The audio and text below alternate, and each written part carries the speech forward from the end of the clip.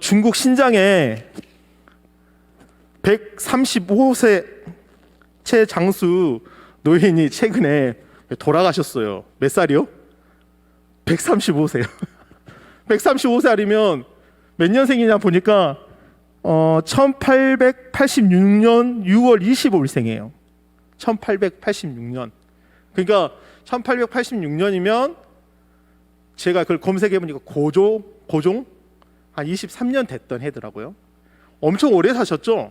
이 할머니 보니까 나이로 사망했는데 신장 카시스 수레현 쿠모시라카항에서 출생하여 생전 3세기를 걸쳐가지고 몇 대가 살았냐면 6대가 살았어요. 6대가.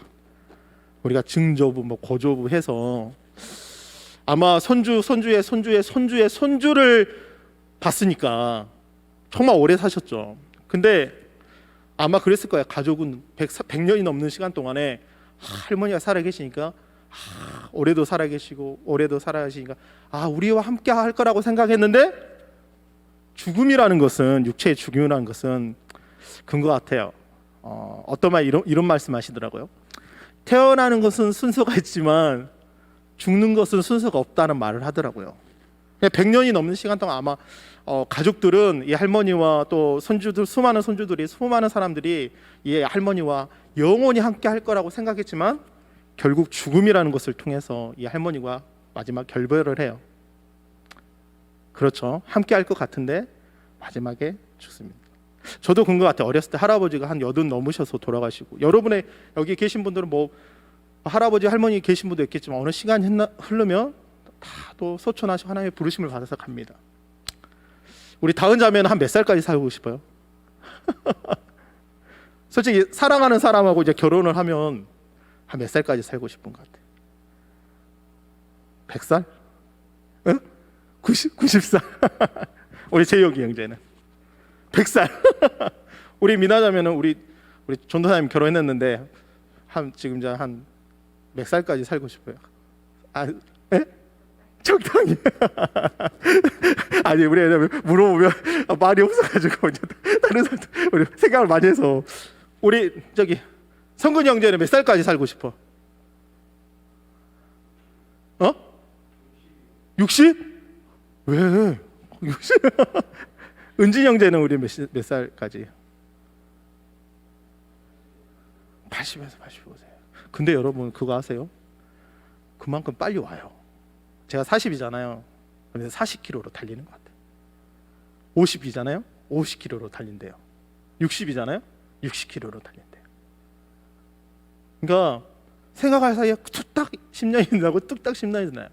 우리 딸이, 이 어린 딸이 아빠를 보고 흰머리가 좀 나니까 아빠 흰머리 난 거에 대해서 고민을 많이 해요. 아빠가 늙지 않았으면 좋겠대요. 오래오래 행복하게 오래 살았으면 좋겠대요. 그 어린 아이도.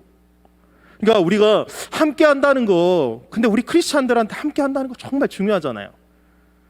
근데 그 함께 한다는 게 오늘 이 임마누엘의 뜻이에요. 한번 봅시다. 임마누엘이라는 뜻을 보면 이 히브리어로 임마누라는 말이 있어요. 이게 등장한 인물이 이제 우리 이사야서에 나와 있고 7장 14절과 또 같은 8절 8절에 이제 임마누엘 3번 나오거든요. 이사야 2번 나오고, 그다음에 우리가 잘 아는 오늘 마태복음에 나와요. 근데 우리 기독교의 신학 선생의 이 마태복음에서 1장 23절에 나오는 말씀 보면 임마누는 무슨 뜻이라고요? 함께 하시다. 우리와 함께 하시다. 그러니까 참 우리 인생에 있어서 우리는 만남이 있고 헤어짐이 있잖아요, 솔직히. 그죠? 목사님이 어떻게 보면 새벽교회 우리 담임 목사님 내년에 은퇴하시는데 참 그런 생각이 들더라고요. 한 5년 정도 하신 것 같아요. 한 5, 6년? 그런 생각. 목사님이 좀 더 젊었을 때 한 40, 50대, 40대나 50대 오셨으면 어쩌을까? 왜냐하면 저는 뭐 만남을 그렇게 오래 갖지 않았지만 목사님이 그냥 5년이라는 시간 너무 그냥 훅 갔잖아요. 70이란 나이 어떻게 뭐 은퇴를 해야 되는 어떤 규정이 있으니까. 그러니까 내가 생각했을 때 목사님 좀 한 60대나 한 50대에 왔었으면, 여러분이 좋아하는 분들이 있잖아요. 어느 정도 선생님과 1년 동안 정말 좋아하는 선생님이야. 함께 하고 싶어요. 근데 그 시간은 그렇게 해주지 않아요. 분명히 만남이 있으면 헤어짐이 있는 거야. 제가 고등학교 선생님 지금도 연락해요. 저 고등학교 1학년 때 선생님 아직도 연락을 하거든요. 왜 연락하냐면 그 선생님은 뭐 교회 다니시는 분은 아니에요. 근데 그 선생님이 출석부에 이제 이름을 딱 부르고 이름을 다 불렀어요. 근데 임무 딱 그러니까 제 이름을 보고 임마누엘 좀 비슷하죠. 그런데 임무 그러니까 이름이 임무니까 오늘부터 일일 반장하라고. 근데 그게 계기가 돼서 지금 벌써 30년이 흘렀는데도 선생님이랑 안부 전화를 해요. 선생님 어떠세요? 곧 몇 년 후면 은퇴하시거든요. 윤리 선생님이신데. 그러니까 함께 한다는 거 정말 너무 좋아요. 우리 특히 크리스찬들한테는 특히 이 임마누엘이란 말은 여러분 이게 어떤 단시간이 아니라 짧은 시간이라 영원토록 함께 하신다는 거예요. 할렐루야. 할렐루야. 소망이 되죠. 그러니까 우리는 여기 공동체는 세상에서는 만남이 있고 헤어짐이 있고 결별이 있고 죽음이 있고 모든 사람들은 그 이치 안에 세상의 어떤 이치 안에 살지만 정말 기독교인들은 크리스찬들은 영원한 만남 있고 영원히 함께한다는 이 소망이 있다는 거야. 할렐루야. 그러니까 목사님이 결혼식을 가지만 여러분 장례식을 가봐요. 많은 크리스찬들의 장례식을 가고 또 그러지 않는 사람들을 보면 딱 나누어져요. 막 애곡에 막 자기 부모님이 돌아간 거에 대해서 막 이제 보지 못하는 것 때문에. 근데 크리스찬들은 찬송가를 불러요. 저 요동강 건너서 우리가 만나리. 소망이 있다는 거예요. 할렐루야. 아멘. 아멘 하세요. 진짜 그게 우리가 고백이잖아요. 그 소망이 있는 거야. 아, 주님 우리와 함께 하시고 우리가 이제 영원한 만남이 있구나. 이 땅에선 비록 우리가 흙으로 지어져서 흙으로 돌아가지만 우리가 신령한 몸으로 하나님 앞에 만나서 영원히 함께 하신다는 그 소망이 있다는 거예요. 그게 임마누엘이에요. 그냥 시간적인 제한적인 이 인간의 시간이 하나님의 시간 속, 이 카이로스라는 하나님의 시간 속에서 우리를 부르셔서 그 영원한 가운데 우리 한 사람 한 사람을 불러주시는 그것이 우리의 소망입니다. 할렐루야. 근데 오늘 이 임마누엘 하기 위해서 우리에게 해결할 내용들이 있어요. 풀어야 할 숙제들이 있다는 거예요. 그게 첫 번째 이제 보도록 하겠는데 제가 먼저 넘겨주세요. 그 다음 이게 여러분 잘 아는 애플이죠. 애플의 로고입니다. 아주 잘 아는. 초창기 때 저 애플의 로고는 여러분 잘 아는 뉴턴의 사과나무 아래에 있던 뉴턴의 상징했던 그 애플의 로고예요. 사과나무에 있던 뉴턴. 근데 여기 유래 중에 여러 가지 있어요. 이 애플 로고가 바뀌면서 이 사과를 딱 먹었잖아요. 그런데 이제 유래 중에 여러 설이 있어요. 뭐 이 스티븐 잡스가 살았던 올리건주가 사과 농장이 많아가지고 사과를 했다는 말도 있고 뭐 여러 가지 설이 있어요. 근데 한 가지 또 설이 있는데 유래 중에 하나가 뭐냐면 이 스티븐 잡스는 뭐 여러분 잘 아는 크리스찬은 아닙니다. 그리고 불교 신도였기도 했고 윤회 사상을 믿었던 이런 사람 중에 한 명이죠. 자기의 죽음을 공자 같은 이야기를 했어요. 내가 죽어보지 않았는데 죽음을 어떻게 아느냐 하는 그런 어떤 사상도 이야기했었고. 그래서 이 로고를 했을 때 한 가지 설이 뭐였냐면 여기 사과 열매가 성경에 나오는 아담과 이브가 탐했던 뭐요? 지혜를 상징해서 그 이야기가 하나 있어요. 여러분 생각해 보세요. 우리가 하나님과 함께하기 전에 분명히 해결할 부분이 뭐예요? 아담과 하와가 내가 이것을 먹으면 정령 죽으리라고 했지만 결국은 먹었죠. 선악을 알게 하는 나무의 과실을 먹었잖아요. 이래서 죄가 들어오고 자신의 벌거벗음을 이제는 인식하고 무화과 나무로 가렸고 하나님께서 이 아담을 부르시면 아담아 네가 어디 있느냐? 그 하나님께서 이 아담과 이브에게 무엇을 입히시죠? 가죽옷을 입히셔요. 그 이야기가 이제 우리 창세기 나온 이야기입니다. 넘겨주실래요? 첫 번째가 뭐냐면 임마누엘하기 위해서 우리에게 풀어야 할 숙제가 하나 있는 게 그게 바로 뭐예요? 죄라는 거예요. 죄. 근데 우리가 죄 그러면 그 죄에 대해서 한번 고민해봐야 돼요. 오늘 마태복음의 1장 아까 18 우리가 읽었지만 21절에 이렇게 말씀하세요. 아들을 낳으니 이름을 예수라. 그가 자기 백성의 그들의 뭐에서요? 죄에서 구원하신다. 죄에서.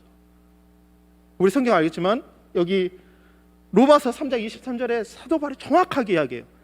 한번 읽어볼게요. 시작. 모든 사람이 모든 사람이 뭐를 범했다고요? 죄를 범하였음에 누구의? 하나님과 함께 할 수 있는 그 영광에 거하지 못한다는 거예요. 이 말을 달리하면 우리 인생은 원래 하나님의 영광을 위해서 창조됐다는 거예요.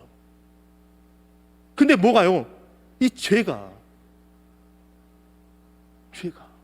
근데 사도 바울은 여기서 끝나지 않고 아주 이 로마서 5장 14절을 통해서 아주 정확하게 이야기해요. 한번 읽어볼까요? 시작.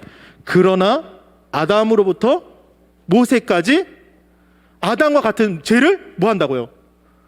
아담과 같은 죄를 범하지 않았다. 우리가 신학적 목사님이 좀 더 신학적으로 이야기할게요. 아담과 같은 죄를 범하지 않았어요, 우리가. 근데 뭐가 왕노릇했다고요?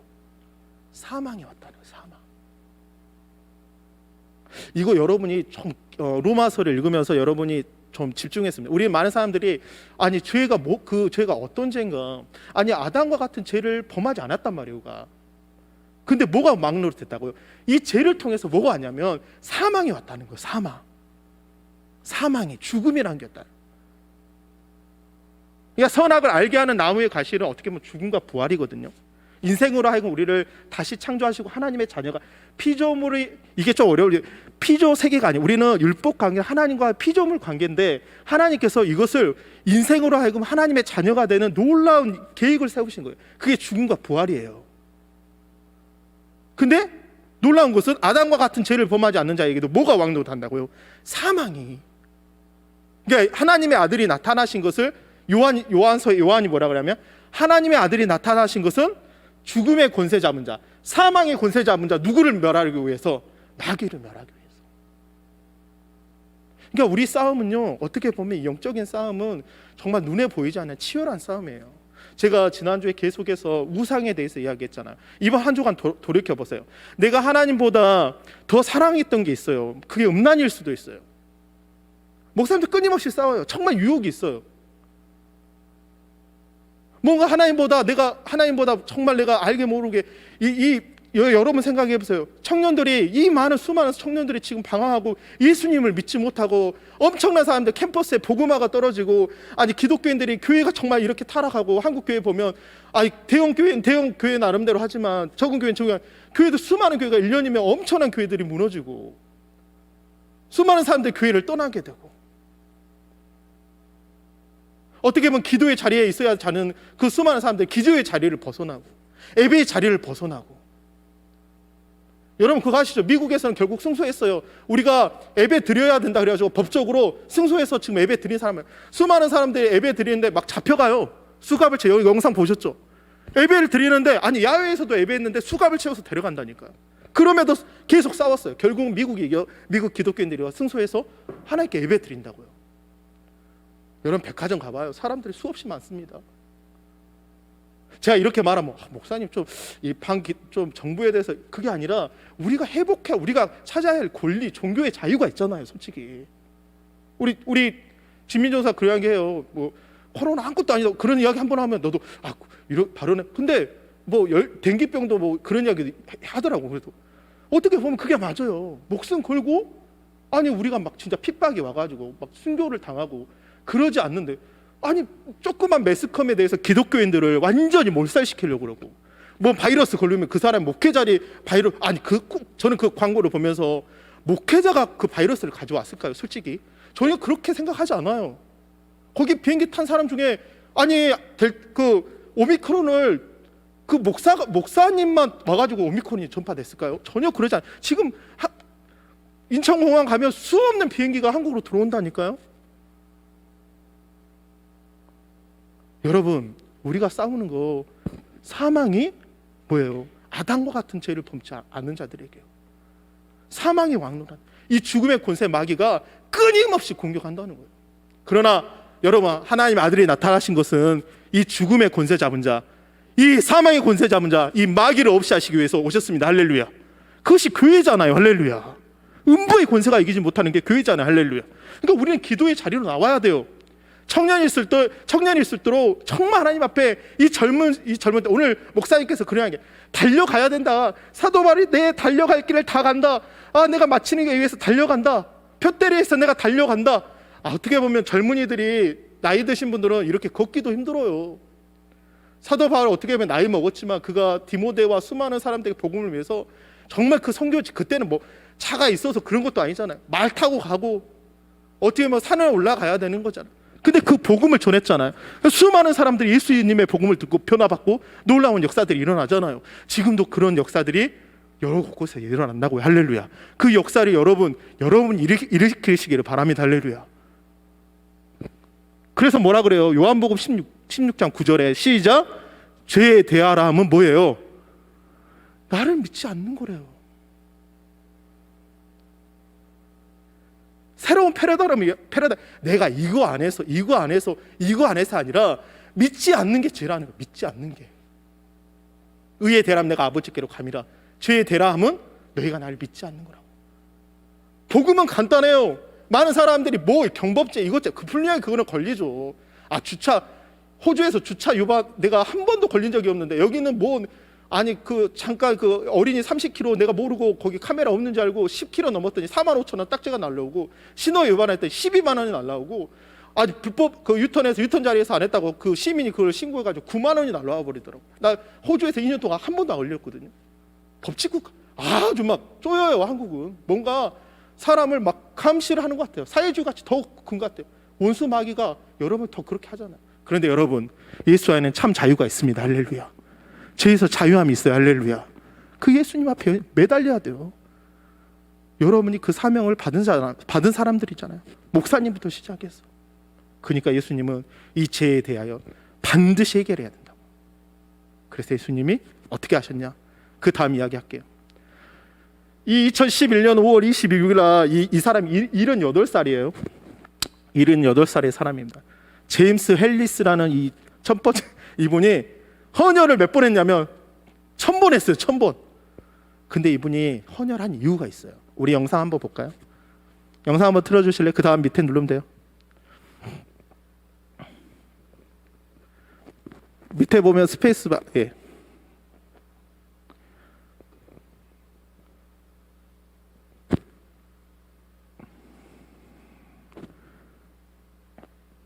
한번 볼게요. 이분이 아니 밑에 보면 누르는 데가 있어요. 밑에 보면 안 보이는데 밑에 살짝 제일 밑에 하고 누르는 거 눌러봐요. 스페이스바 누르든지 스페이스바 눌러보세요.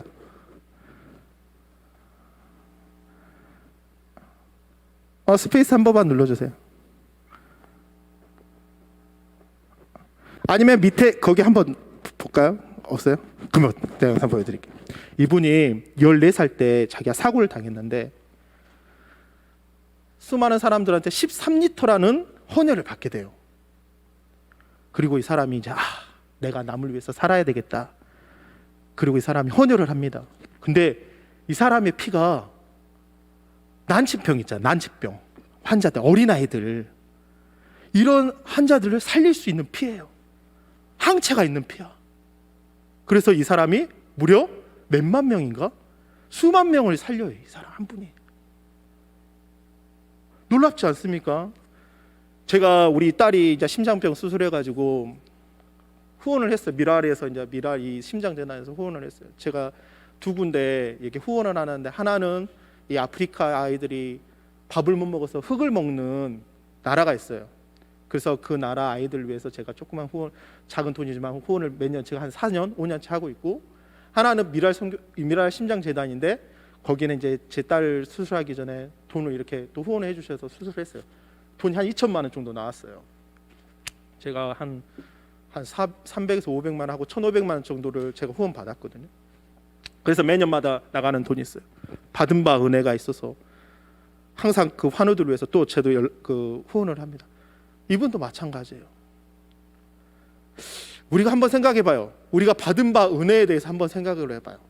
이분의 자신의 피, 어떻게 보면 자기는 그렇게 13리터라는 피를 받고 다른 사람들을 위해서 그 피를 했는데 이 피가 생각보다 평범한 사람 피가 아니어서 수 없는 난치병 환자를 살리는 그런 보혈이 됐잖아요. 예수님의 보혈은 어떤 능력이 나타날까요? 넘겨주실래요? 네. 괜찮아요. 제가 이거 다음에 영상 보내주실게요. 봐봐요. 두 번째는요, 여러분 우리가 임마누엘 하기 위해서는요 예수님의 십자가의 보혈이 필요합니다. 할렐루야. 십자가의 보혈. 봐봐요. 마태복음 26장 28절 시작. 다 함께 읽습니다. 시작. 이것은 죄사함을 얻게 하려고 많은 사람을 위하여 흘리는 바 나의 피 곧 언약의 피라. 제사 모든 사람의 제사함을 받을 수 있는 보혈. 우리가 보혈 찬양할 때 왜 뜨겁습니까? 우리가 보혈 찬양할 때 왜 기쁨이 됩니까? 왜 소망이 됩니까? 수많은 사람들이요 죄에 끌려다녀요. 죄에 종노릇해요. 매여서 살아요. 마지막 죄의 싹슨 뭐죠? 사망이에요. 근데 그 보혈이, 십자가에서 흘리신 보혈이 나의 모든 죄를 사하시기 위해서. 이게 우리 보혈 찬양할 때 그 피에 대해서 아시는 분은 이게요, 그 깊이가 여러분 생각해보다 우리가 이렇게 보혈 찬양해서 막 이게 즐거운 게 아니에요. 여러분이 정말 가장 낮은 자리에서 자기가 죄인임을 알고 고백할 때 그 보혈의 귀정함을 압니다. 자기가 헌혈을 아까 그 할아버지가 죽을 수 있는 상황이에요. 14리터라는 피가 그렇게 적은 게 아니에요. 근데 그가 살아났을 때, 내가 그 피를, 자신의 피를 줬을 때 그 피가 수많은 사람을 살리는 것처럼 우리 한 사람 한 사람 그 보혈을 의지할 때 여러분한테 주시는 그 감격과 은혜가 나를 죄에서 자유케 되어짐을 여러분 체험하시기를 바랍니다. 할렐루야.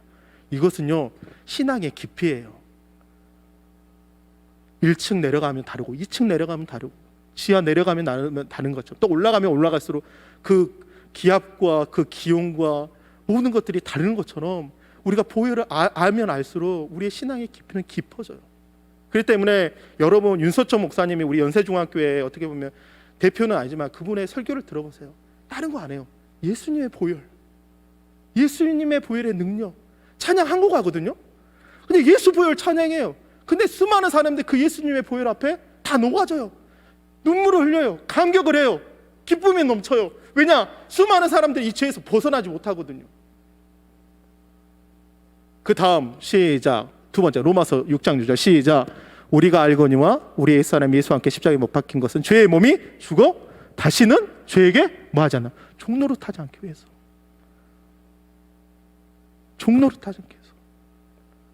이 마귀는요 질질 끓는다고요. 내가 이렇게 그림하면서 큐티를 이렇게 그려서 보지만 얼마나 많은 크리스찬들이 이 족쇄, 이 다리 밑에 죄라는 그 말뚝을 박아가지고 벗어나지 못하는 사람들 얼마나 많은지 아십니까? 그게 음란일 수도 있고 그게 술과 담배일 수도 있고 그게 게임일 수도 있다니까요.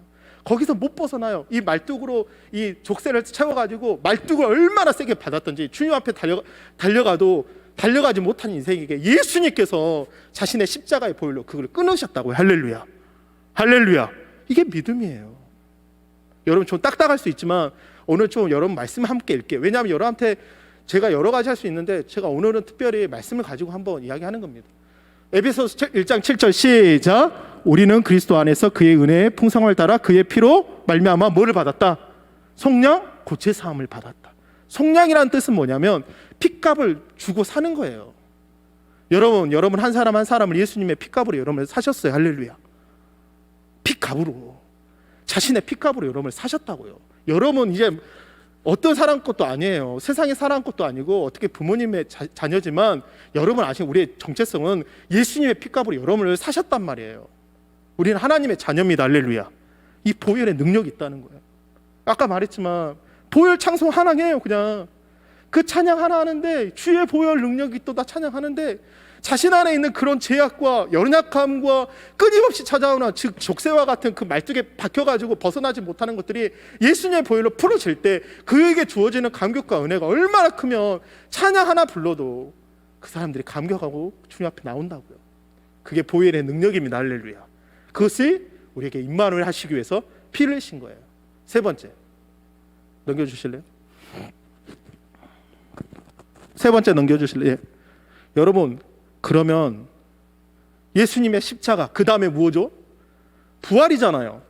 그러면 이 부활 지금 이 시대가 어느 시대면 이 고린도 교회와 똑같아요. 여러분 잘 아는 부활장 15장 보면 부활을 전해도 안 믿지 않는 시대예요. 이 시대는 예수님이 부활하셨다 해도 많은 사람들은 이 쾌락주의에 빠져 있어요. 특히 한국 사회에 봐봐요. 정말 제가 아무런 이야기를 해서 그런 게 아니라 이 젊은이들이 정말 하나님께 나와서 예배 드리면 좋겠는데 이 젊은이들이 술집에 가면 나이트 클럽에 가면 수많은 학생들이 정말 여러분의 주변에, 여러분은 교회 그래도 있고 주변에 친구들이 그냥 교회 다니는 친구들이 그러지, 여러분 좀 멀리 보면 얼마나 쾌락한지 모릅니다. 이 쾌락주의가 어떤 거냐면 이런 거예요. 야, 내가 죽지 않았기 때문에 죽음은 지금 오지 않았어. 부활을 전해도 이 사람들은 듣지 않는 거예요. 고린도 교회, 아테네 문명, 유물론, 그냥 다 물질로 보는 거예요. 유물론은 공산주의잖아요. 그러니까 공산주의가 들어오면 여러분 김정은 보면 완전 신격화시켜가지고 난리도 아니잖아요, 진짜. 한국 사회도 지금 막 뭐를 위해서 달려가냐면 막 여러분 모르겠지만 이 정치나 모든 것들이 지금 사회주의로 가려고 그래요. 있는 사람, 돈 있는 사람 뺏어가지고 가난한테 줘야 된다. 이러면 또 목사님이 또 그게 아니라 그렇게 가려고 한다니까요.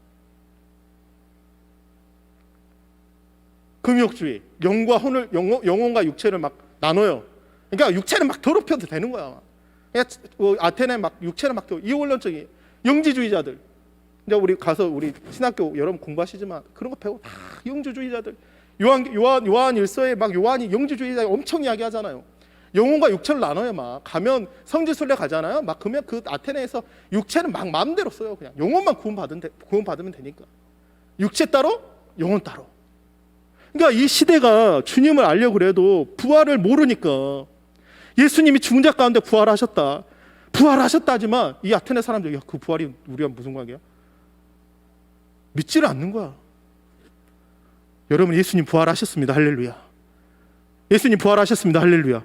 이 부활이 없다면 우리가 전하는 것은 헛된 거고 우리의 믿음도 헛된 거라고 이야기해요. 우리 전하는 것도 헛되고 믿음도 헛되다고 이 사도 바울은 정확하게 이야기해요. 막 아테네 신전에 막 복음을 전해요. 아레바고 그 도리에 아테네 신전에 있는 데서 사도 바울이 막 복음을 전합니다. 이 아테네 신전의 그 그리스 사람들이요, 복음을 들을 것 같죠. 스토아파, 무슨 아파, 수없는 사람들. 지금 철학에 어떻게 보면 이 철학뿐만 아니라 지금의 어떤 메커니즘이나 지금 나오는 어떤 수많은 흐름 속에서 이 사람들이요 부활을 안 믿어요. 지금 CEO들이 그런 사람들 별로 없어요. 그러나 우리에게는 부활이 있습니다. 우리는 부활의 신앙을 가져야 돼. 할렐루야. 그렇기 때문에 우리 지민주 도사님도 학교 가면 그래. 설교 중에 케르그마는 무조건 들어가야 된다고. 예수님의 죽음과 부활은 설교는 무조건 들어가야 된다고. 왜? 그것이 우리의 전체성이고 그 복음을, 케르그마를, 예수님의 죽음과 부활은 반드시 전해야 된다고. 근데 그 부활이 사라져 버렸어요. 교회 안에서. 이게 이러잖아요. 주님이 언제 오실지도 모르고 부활도 믿지도 않고 쾌락주의에 빠져 있어. 수많은 젊은이들이. 여러분, 우리 복음 전해야 돼요. 1년 동안 한번 돌이켜 보세요. 제가 이런 말 하죠. 1년 동안, 2021년 동안 여러분에게, 친구에게 복음 전하는 사람 몇 명 됩니까? 여러분 이렇게 모르면 여러분은 가슴을 쳐야 돼요. 내가 복음을 전하지 못한 것 때문에 가슴을 쳐야 된다니까. 한번 생각해 보세요. 근데 일주일에 1년 살면서 아니 카톡으로도 야 교회 다니자, 예수님이 진짜 그렇게 한 친구 분명히 있을 거예요. 그러나 한번 생각해 보세요. 내 1년 동안 내게 정말 열매가 있는가? 하나님 기뻐하신 전도의 열매가 있는가?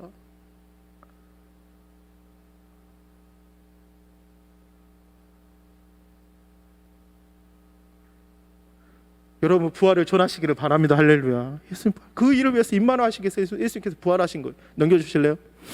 읽겠습니다. 로마서 8장 11절 시작.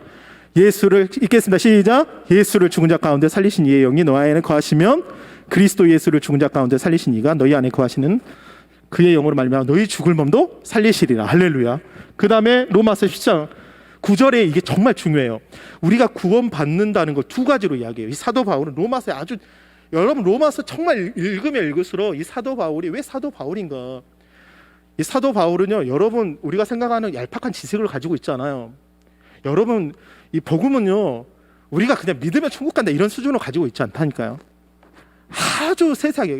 그래서 여러분 젊을 때 성경 정말 많이 봐야 돼요. 로마서 10장 9절 볼까요? 읽겠습니다. 시작. 내가 만일 내 입으로 예수를 주로 신하고, 첫 번째 예수를 누구라고요? 주로 신하고, 그 다음에 두 번째 또 시작. 하나님께서 그를 죽은 자 가운데 살리신 것을 내 마음에 뭐하면? 믿으면 뭐를 얻는다? 구원을. 그러니까 성경은 두 가지로 이야기를 해요. 여러분 로마서에는 사도 바울은 복음을 전할 때 이 사람들한테 정확한 메시지를 전합니다. 내가 믿으면 되는 게 아니라 예수님을 죽은 자, 정확하게 예수님을 구주라 영접하는 것과 하나님이 그를 죽은 자 살리신 것을 네 마음에 부활을 정확하게 이야기를 한다고요. 그냥 얄팍하게 여러분 믿으면 안 돼요. 여러분 책도 많이 보세요. 진짜 신학성에 있으면 좀 보세요.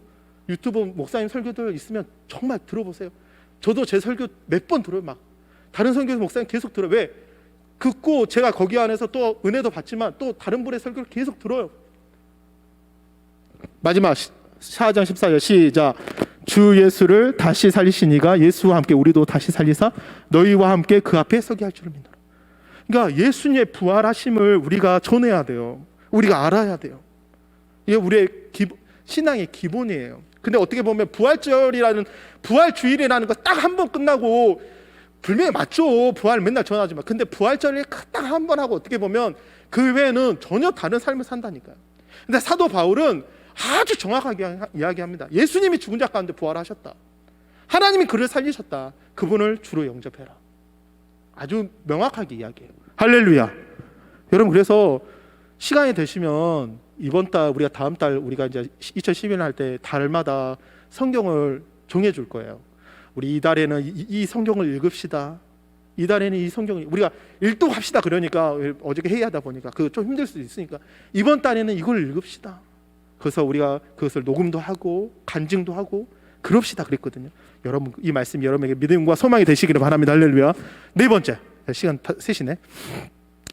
넘겨주실래요?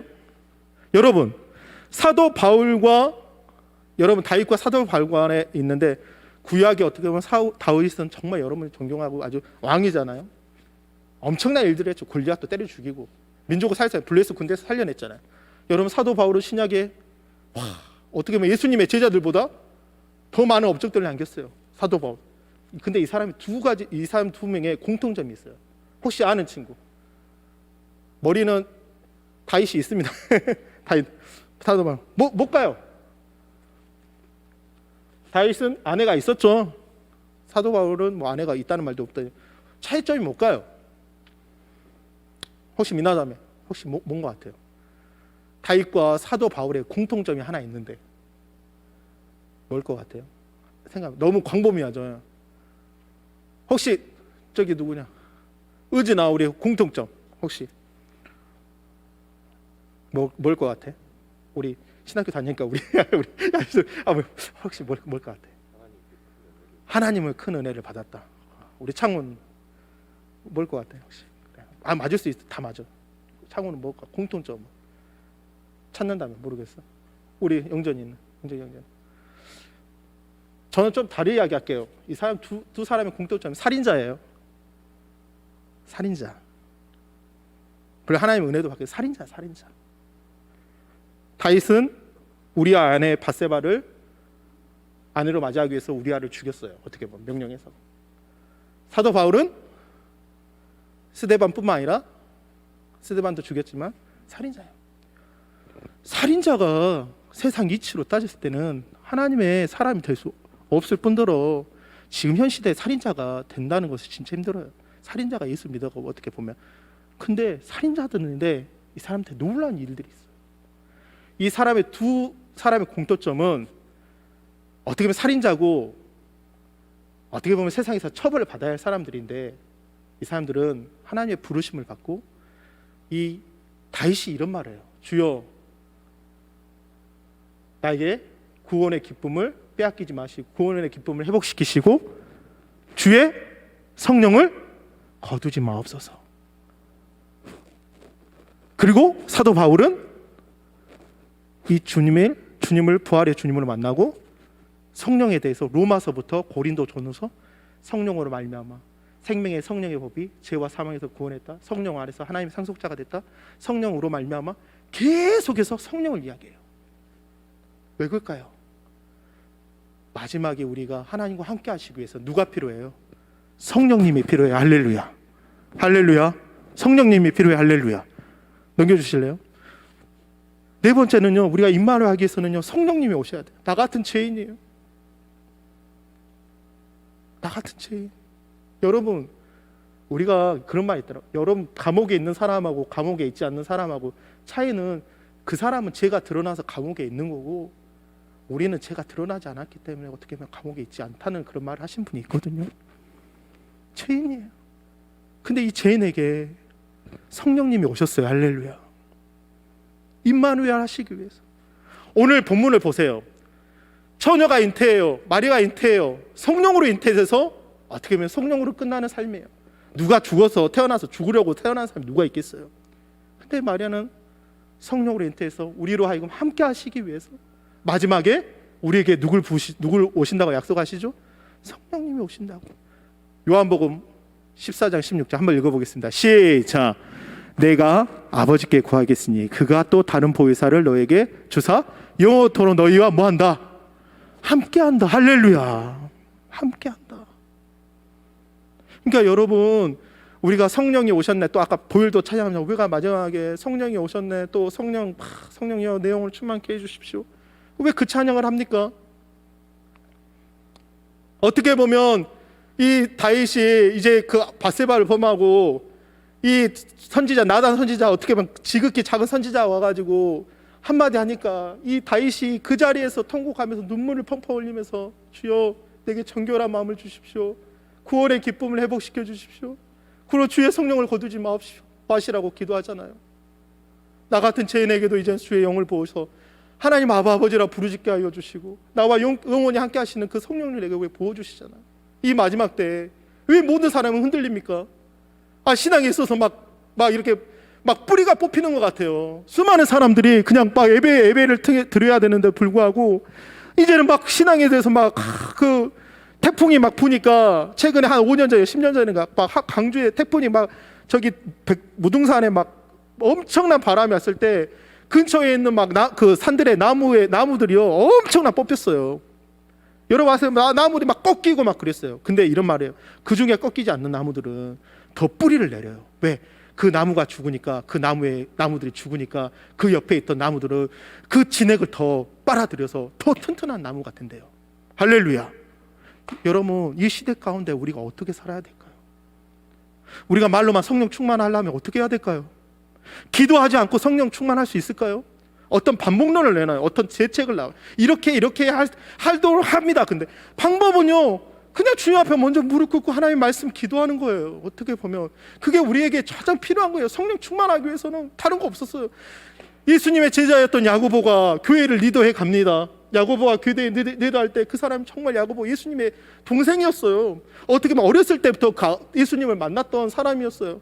예수님과 함께 했던 그 동생이었어요. 근데 예수님을 주로 만나고 성령 받으니까 그가 일평생 그 교회의 리더자가 되기 위해서 그 무릎이요 낙타 무릎이 됐대요.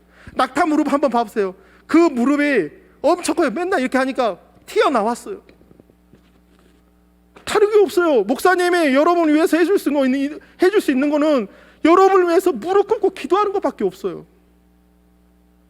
여러분 리더가 되고 싶습니까? 다음 세대를 살리고 싶습니까? 근데 내가 기도하지 않고 다음 세대를 살릴 수 있을까요?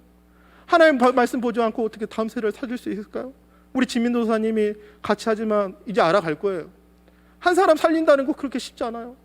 하나님 앞에 그 영혼을 위해서 무릎 꿇고 하나님 아버지 그 영혼 살려달라고, 하나님 그 영혼 살려달라고 내가 해줄 수 있는 게 없는 거예요. 사도 바울이 그랬어요. 야고보가 그랬어요. 성령이 오셔야 돼요. 마태복음 넘겨주세요. 성경 한 번 더 볼게요. 에베소서 4장 30절 한번 읽어볼까요? 마지막 시작. 하나님의 성령을 근심하게 하지 말라. 그 안에서 너희의 구원의 날까지 인치심을 받았다. 인을 친다는 거예요. 도장을 찍어버린 거예요. 짐승에게 이건 내 거라고 도장을 찍어버린 거예요. 그 누구도 건들지 못하도록 이 짐승은 내 거라고 인을 치는 것처럼 주님이 여러분 성령을 통해서 여러분 구원의 날까지 여러분 한 사람 한 사람 인치시는 거야. 그러니까 우리 성령 충만해야 돼요. 기도할 수 없다고요? 많은 사람들이 아까 말했지만 흔들려요. 이 코로나 팬데믹 속에서 수많은 사람들이 지금 흔들려가지고 나무가 다 꺾여가지고, 근데 그 중에서도 그럼에도 불구하고 어떤 나무는 죽어가는 옆에 있는 죽은 나무의 모든 진액들을 이제 다 빨아서 더 성장하고 더 많은 열매를 맺습니다. 그게 이치예요. 어떻게 보면 세상 이치도 그런데 우리가 어떻게 보면 이 코로나라는 팬데믹 속에서 대유형 속에서 신앙을 잃어버리고. 그래요. 여러분 이 시간에 얼마 나와서 예배드리는 게 얼마 축복입니까? 여러분 축복이에요. 너무 사랑해요. 근데 여러분 우리에게 맡겨진 영혼들이 있잖아요. 나만 신앙생활 잘하면 그건 좋죠. 근데 내게 맡겨진 영혼이 있기 때문에 그것 때문에 우리가 해산해야 되고 하나님께 기도해야 된다는 거예요. 할렐루야. 할렐루야. 여러분 우리 그 소망을 가지시게요. 그것을 위해서 우리가 달려가게. 오늘 목사님처럼 이른의 나이 어떻게 보면 목사님 좀 더 좋아하는 목사님, 사랑하는 목사님 떠나 보내기는 너무 죄송하고 앞에 살 일들이 많은데 떠나 보낸다는 게 너무 나도 마음이 아파요. 안지 별로 안 돼요. 여러분보다 안지 별로 안 돼요. 저도 이제 3년 4년 막 왔을 때 대학교에서 잠깐 만났던 그 만남이 어떻게 보면 새벽교회까지 인도해서, 하지만 이젠 헤어져야 된다는 1년이라는 시간이 딱 남으니까 너무 큰 거예요. 근데 우리가 함께 달려가야죠. 여러분 성령 충만하세요. 할렐루야. 여러분 작정하셔서 특별 새벽기도 있으면 기도와서 한번 기도하세요. 뜻을 정해서 하나님의 말씀 보리라 하고 그 정하면 그렇게 한번 해보세요. 말씀도 들어보세요. 좀 세상 거 제외하고 게임했던 거 좀 서려놓고 지워버리고 그거 몇 년 동안 해가지고 그 돈 투자해가지고 그것이 내 삶의 종무가 억세가 돼가지고 그 영생도 못 얻는데 그걸 왠지 그거 때문에 그냥 내가 하나님 앞에 갈기가 제한이 된다면 좀 끊어버릴 거 끊어버리세요. 제 친구 아까 예배 끝나고 담배 피고 있더라. 왔어. 힘들어. 친구한테 야 담배 딸이 있으니까 담배 끊으라고 앞에 있으니까. 근데 그렇게 친구한테 말할 수 있는 게 야 네 영혼 살아야 될 거 아니냐. 교회 와서 또 그거 하면 그냥 가서 다른 데서 가더라도 교회 앞에서 그러면 사람들 성경도 들고 담배 피고 있으면 뭐라고 생각하겠냐. 여러분 성령 충만하시길 바랍니다. 그냥 되는 거 아니에요. 그냥 되는 게 아니에요. 여러분 신앙의 뿌리를 깊게 내리기 위해서 이 어려운 환경 속에서도 하나님 앞에 다 그 진액을 빨아들여서 말씀으로 빨아들이고 기도로 빨아들이고 찬양으로 빨아들여서 여러분 내년에는 여러분 삶 속에서 전도의 열매도 맺히고 여러분이 맡겨진 영혼들이 성장하기도 하고 리더들이 세워지고 사역자들이 세워지고 또 예배자들이 세워져서 하나님께 영광 돌리는 그런 2022년 한 해가 됩시다. 할렐루야. 이를 위해서 또 새장도 세워지고 꽉 세워졌잖아요. 우리 마지막 보도록 하겠습니다. 마지막 읽겠습니다. 그의 이름 임마누엘. 함께 읽겠습니다. 큰 목소리 한번 읽어보겠습니다. 임마누엘은 시작. 임마누엘은 예수님께서 우리의 죄를 담당하시기 위해 십자가에서 모든 물과 피를 흘리시고 죽은 자 가운데 부활하심으로 우리에게 새로운 살기를 열어주셨습니다. 이제 영원토록 우리와 함께 하시기 위해 보혜사 성령님을 보내주시고 우리를 구원의 날까지 인치심을 받았습니다. 할렐루야. 여러분 그런 삶을 사시기를 바랍니다. 여러분 오늘 제가 좀 딱딱할 수도 있고 여러분한테 또 말씀을 찾아준 내용이 있어요. 제가 방법은 여러 가지예요. 글도 적을 수 있고 PPT도 더 이거보다 여러분한테 더 엑셀런트하고 예화도 더 많은 예화들을 들어서 여러분한테 더 많이 할 수 있어요. 유명한 사람들 이야기 들려줄 수 있고 도전받아서. 근데 이런 건 있어요. 제가 마지막으로 할게요. 여러분 영적인 박탈감을 느낄 수도 있어요. 저 사람은 저렇게 하는데 나는 못하는 그런 박탈감도 느낄 수 있기 때문에 누구를 비교해서 하긴 싫어요 솔직히. 그러나 우리가 세박교회에 있는 여기서 우리 청년부가 최고이고 할렐루야.